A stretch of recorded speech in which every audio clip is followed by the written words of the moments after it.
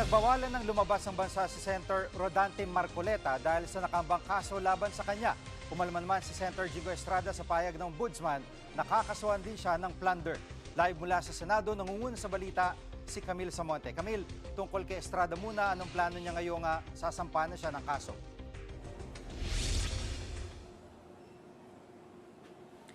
Jiggy, kukonsultahin daw muna ni Senator Jinggoy Estrada yung kanyang abogado tungkol sa nakaambang mga kaso laban sa kanya. Sa panayam ng media kanina, nanindigan si Senator Estrada na wala siyang budget insertions para sa flood control projects. Narito ang pahayag ni Senator Estrada.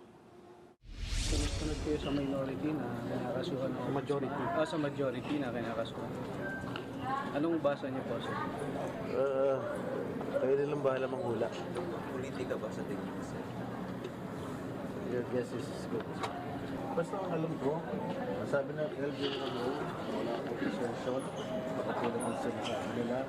Ang first Blue Ribbon Hearing Committee, yung binulgar ni Bryce Hernandez sa House na meron ako insertion. Wala silang record na ako ay may insertion ko. At Camila, ng detalye dun sa case ni Senator Marcoleta na pinagbabawalan siya lumabas ng bansa.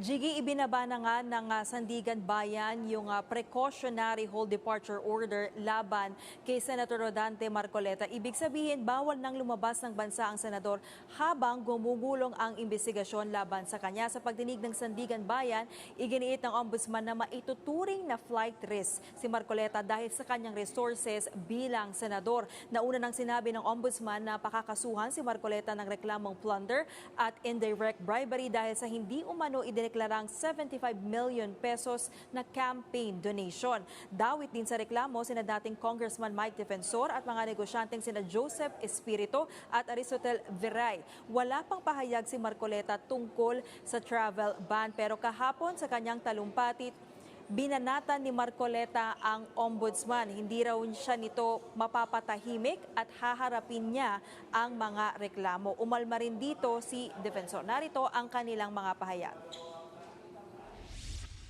If the intention of these cases is to silence me, let me say this at the very beginning.